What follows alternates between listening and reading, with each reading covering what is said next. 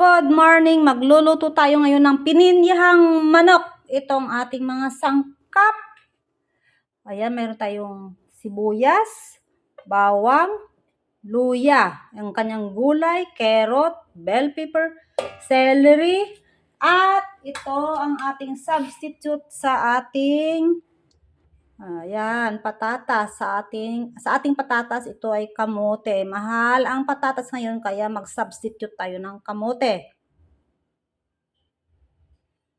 Tapos, siyempre may pinya kasi pininyahang manok ito.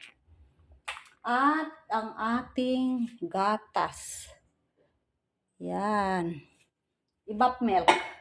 So, magsimula na tayo sa ating pagluluto. Okay, gisa na tayo ng ating sibuyas. Ayan.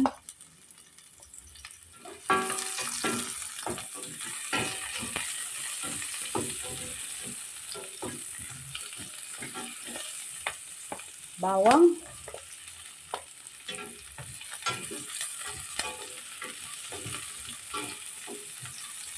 At ang ating luya.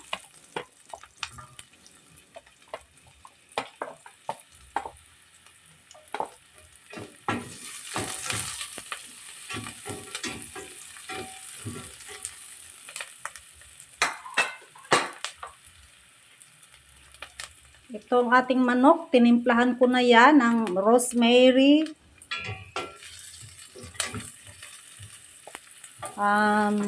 paprika, black pepper, at cumin. Lagay na natin dito, gigisaw na natin yan. Tinimplahan ko na rin yan ng suka at asin.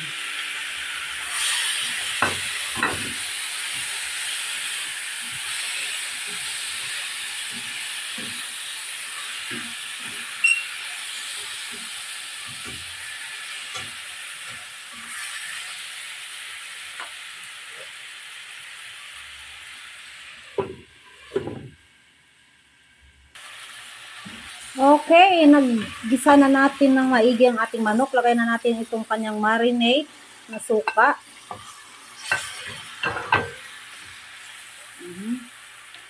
At takpan natin uli. Lagyan na natin ito ng tubig para palambutin ang ating manok. Yan, lagay na rin natin itong tanglad. Lagi akong gumagamit ng tanglad kasi aromatic pag may tanglad. At nakakaalis yan ng lansa. Takpan ulit natin, pakukuluan. Yan, kumukulo na ang ating manok. Lagay na natin ang ating kamote para habang nagpapalambot tayo ng ating manok ay sabay na rin maluto itong ating kamote.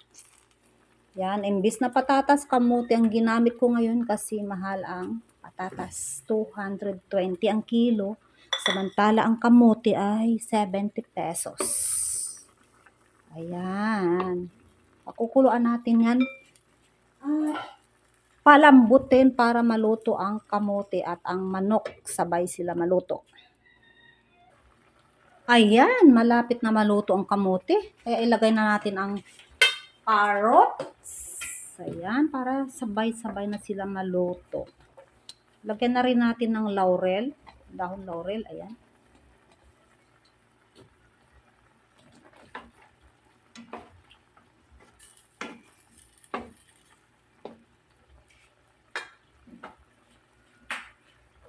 At takpan natin uli.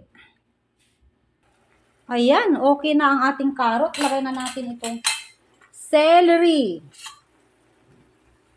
At lagay na rin natin itong siling mahaba.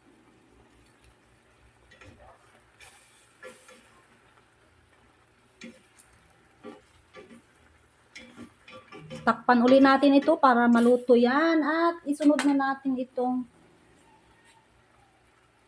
bell pepper.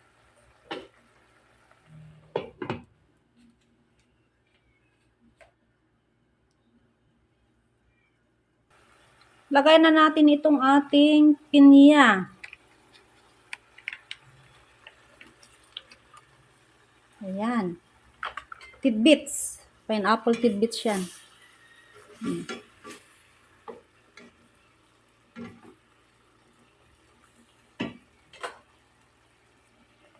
Ayan, okay na yung ating manok. Okay na lahat yan. Dagdagan na natin ngayon ito ng ating, ayan, milk. Evaporated milk. Para makumpleto ang ating pininyahang manok.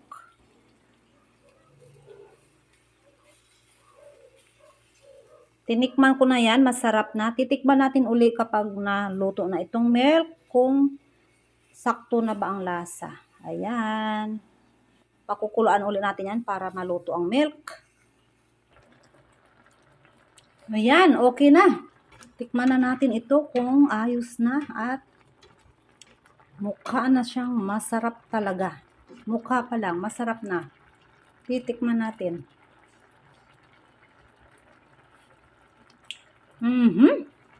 Ha, talaga, masarap talaga, oy. Okay, that's all. Ayan ang ating pininyahang manok. Okay, alright. Masarap na masarap. Okay, bye-bye.